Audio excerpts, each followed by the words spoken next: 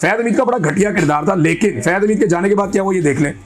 ये जो जबरी गुमशुदगियाँ हुई, वकीलों को, सियासतदानों को, सहाफ़ियों को, ख़वातीन को, शायरों को, इंसानी हकूक़ के लिए आवाज़ उठाने वालों को जो अगवा किया गया, ये तो फैज़ हमीद के जाने के बाद भी हुआ, बड़े पैमाने पर हुआ।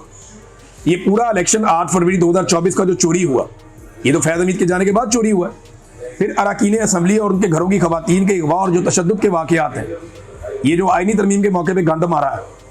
फैज़ हमीद बहुत घटिया आदमी था, लेकिन उसके बाद ये क्या किया, किसने किया? फैज़ हमीद तो चला गया था। फिर जजों और सियासतदानों के कमरों में जो कैमरे निकले हैं, वो कैसे निकले हैं? हाई कोर्ट के जजों ने लिख कर दिया बाकायदा कि एजेंसियां हमारे काम के अंदर मुदाखलत कर रही हैं, हम पर दबाव डाल रही हैं। और 2-2 घंटे की सियासत से भरपूर प्रेस कॉन्फ्रेंसें जो हुई हैं, ये तो फैज़ हमीद के जाने के बाद हुई हैं। फिर सियासी लीडर को सिक्योरिटी थ्रेट और एक वज़ीर आला को कुत्ता तक कह डाला, ये तो फैज़ हमीद ने नहीं कहा था। तो ये इन लोगों को भी सजाएं मिलनी चाहिए जो अब कर रहे हैं। फैज़ हमीद की तो बड़ी अच्छी बात है। फिर इसके बाद आप ये देखें कि ज़बरदस्ती की आईनी तरमीम करवाई गई।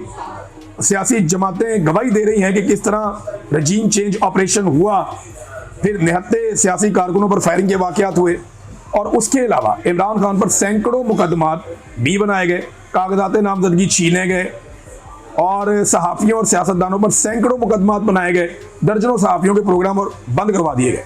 अगर फैज़ हमीद ने यह सारा जुल्म किया था ना, तो उससे 10 गुना जुल्म अब भी हो रहा है। तो कायम है एक रवायत देरीना जुल्म की, बाजू बदल गए, कभी खंजर बदल गए। जो जुल्म फैज़ हमीद कर रहा था, उसी जुल्म को आप 10 से मल्टीप्लाई कर दें, आज भी हो रहा है। फैज़ हमीद के बाद आने वाले जो DG ISI थे, उन्होंने कुछ नहीं सीखा। उन्होंने सियासत में बदतरीन जो सियासत के अंदर मुदाखलत है वो जारी रखी, जुल्म और बर्बरियत और फस्तायत को बतौर हथियार इस्तेमाल किया, और जो कुछ पाकिस्तान में किया उसके नताइज पूरा पाकिस्तान आज भी भुगत रहा है। अब नाज़रीन, मुझे ऐसा लगता है कि जो तफसीली फैसला है ना, ये कोई जल्दी नहीं आने वाला, और ये जल्दी पब्लिक नहीं किया जाएगा, और शायद किया ही ना जाए। और ये इस केस को मुझे ऐसा लगता है कि आर्मी चीफ के पास जब अपील जाएगी, तो आर्मी चीफ इस केस को अपने पास रोक कर रखेंगे और कोशिश करेंगे कि ये सिविल कोर्ट के अंदर मामला ना जाए। ये मैं आपको कह रहा हूँ, मुझे गट फीलिंग है, मुझे लगता है, क्योंकि ये मामला अगर सिविल कोर्ट के अंदर गया ना, तो बहुत सारे पर्दा नशीनों के नाम आ जाएंगे। बहुत सारी ऐसी चीज़ें पाकिस्तान और बैनुल-अक़वामी मीडिया पे खुल जाएंगी जो पाकिस्तान की मिलिट्री एस्टेब्लिशमेंट कभी नहीं चाहती कि वो खुले। लिहाजा इस सारे खेल को अपनी मुट्ठी में रखा जाएगा, और अब बतौर एक टूल के इस फैसले को इस्तेमाल किया जाएगा।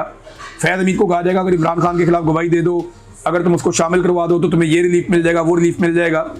लेकिन मेरा नहीं ख्याल कि ये मामला इससे आगे बढ़ेगा। अब तक की मेरी इत्तला के मुताबिक जो फैसल वाडा ने भड़के मारी, या कुछ और लोगों ने जो ये बात की है, और बार बार ये बात की है कि फैज़ हमीद ये भी बोलेगा, वो भी बोलेगा, ये भी कहेगा, कुछ लोग कह रहे थे तोते की तरह बोल रहा है, अभी तक तो कुछ नहीं निकला। और मेरी इत्तला के मुताबिक जो मेरी सोर्सेज से बात हुई, उन्होंने कहा जी जो फैसल वाडा ने कहा वो एक अब तक की इत्तला के मुताबिक बुलशिट है, वो कोई ऐसी चीज़ होती हुई अभी तक तो दिखाई नहीं दे रही। फ्यूचर का हम कुछ कह नहीं सकते। नून लीग को कम अज़ कम इस बात पे आमादा किया गया है कि अभी फैज़ हमीद तक ही इक्तफा करें। जनरल बाजवा पे मेरे ख्याल में हाथ हल्का ही रखा जाएगा।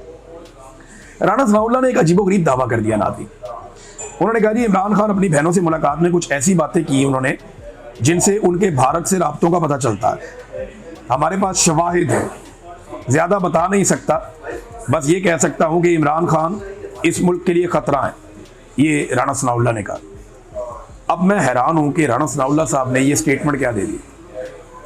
यानी अगर इस हुकूमत के पास इमरान खान का बयानिया तोड़ने के लिए या इमरान खान को नीचा दिखाने के लिए कोई भी एक सबूत होगा, तो ये 10 मिनट भी इंतज़ार नहीं करेंगे, इन्हें फौरी तौर पे कार्रवाई करनी चाहिए, और ये करेंगे भी। जो इनकी हालत हो गई, बेचारे टिकटॉकरों से मदद मांगते फिरते हैं, फैमिली ब्लॉगर से मदद मांगने फिरते हैं।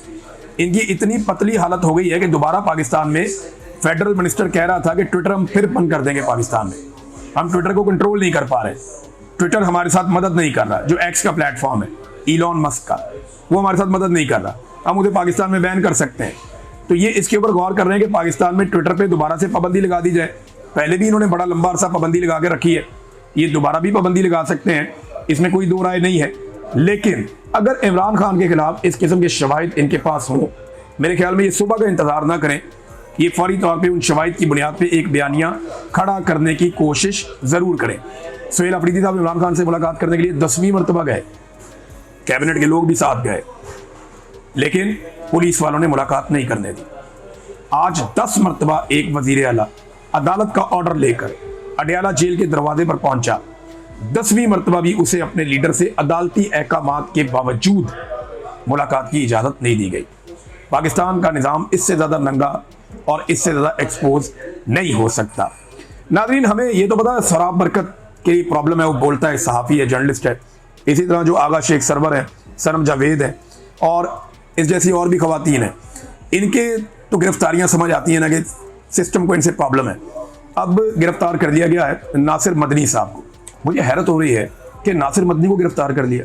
भाई अब इनसे चन्न मेरे मखना और मेरा चन्न, मेरा मक्खन, ये भी इनसे बर्दाश्त नहीं होता। यानी आप इस हुकूमत का अंदाज़ा कर लीजिए कि एक ऐसा आदमी जो बस सिर्फ मजाक कर सकता है या उसका अपना अलग तरीका है वाज करने का, लोगों से मुखातिब करने का। कल वो तारीफ़ें कर रहा था सऊदी अरब में बैठ के जुनैद सफदर की, तो इनकी आंखों का तारा बना हुआ था, BMLN को बहुत पसंद आ रहा था। आज उसने एक तनकीद कर दी, उसको भी पकड़ के गिरफ्तार कर दिया। अब पता नहीं किस चक्कर में गिरफ्तार कर दिया। अब वो बाहर आएगा, आके उसको बेचारे को भी अपना बयानिया बदलना पड़ेगा। तो नासिर मदनी साहब भी बेचारे जो हैं वो अरेस्ट हो गए। इनसे इतना नरम आदमी भी, इतना बेज़रर आदमी भी इनसे बर्दाश्त नहीं हुआ। तो ये जो जुल्म होता है ना, ये एक के बाद एक स्टेप बढ़ता जाता है। ये पहले इनकी बर्दाश्त थोड़ी ज़्यादा होती है, फिर कम, फिर कम, फिर कम, फिर कम। तो अब ये इस लेवल तक पहुँच गए हैं कि इस तरह के बंदे भी इनसे बर्दाश्त नहीं हो रहे। फिर एक और चीज़ है नाज़रीन, जो आखिर में मैं आपको बताता हूँ, बड़ी इंटरेस्टिंग है। ये स्टेटमेंट दिया नज़ीर अहमद भट्ट साहब ने 11 दिसंबर 2025 को, कल के दिन स्टेटमेंट दिया। स्टेटमेंट आप सुने, आपके 14 तबक रोशन हो जाएंगे। ये नज़ीर अहमद भट्ट साहब जो है ना, ये चेयरमैन नैब है, लेफ्टिनेंट जनरल है, रिटायर्ड नज़ीर अहमद भट्ट साहब। ये कहते हैं कि 2.5 साल में नैब ने 11,400 अरब से ज़ायद रिकवरी की है। हम 5300 अरब पे रो रहे थे, 5,300 पे। उन्होंने बता दिया जी कि 2.5 साल में 11,400 अरब से ज़ायद की रिकवरी की है। और उन्होंने उसका बताया कि डॉलर में ये कितने हैं। वो कहते हैं ये 40 अरब अमरीकी डॉलर्स के बराबर है। अब मेरा सवाल ये है कि पाकिस्तान 1 अरब अमरीकी डॉलर के लिए तरसता है, तड़पता है। पाकिस्तान कभी IMF के पास, कभी यहाँ, कभी वहाँ, हर तरफ भागता है। ये 40 अरब अमरीकी डॉलर कहाँ गए? सवाल है ना सादा सा। क्या ये कौमी खजाने में आए? क्या कोई एक डॉक्यूमेंट हमें दिया जा सकता है जिसमें पता चले कि ये 40 अरब अमरीकी डॉलर कौमी खजाने में आ गए? कौमी खजाना तो अभी 14 अरब डॉलर का है। जो ज़र मुबादला के आपने दिखाए हैं वो तो इतने स्टेट बैंक में आए ये पैसे, नेशनल बैंक में आए ये पैसे, पंजाब बैंक में आए ये पैसे, खैबर पख्तूनख्वा बैंक में आए ये पैसे, कहाँ पे गए ये पैसा? अगर रिकवर हुआ तो गया कहाँ पे? वर्ड उन्होंने इस्तेमाल किया रिकवरी का। अगर पैसा रिकवर होता है तो सरकार के खाते में आता है ना, सरकार के पास आता है। वो पैसा अगर सरकार के पास नहीं आया तो फिर पैसा गया कहाँ? इस सवाल का जवाब कोई नहीं देता। पहले 5300 अरब का जवाब नहीं दे रहे थे, अब 11,400 अरब हो गया, यानी 40 अरब अमरीकी डॉलर। स्टेटमेंट इनसे दिलवा दें आप जैसे मर्जी। तो अब तक के लिए इतना ही नाज़रीन, अपना ख्याल रखिएगा, अपने चैनल का भी। अल्लाह हाफ़िज़।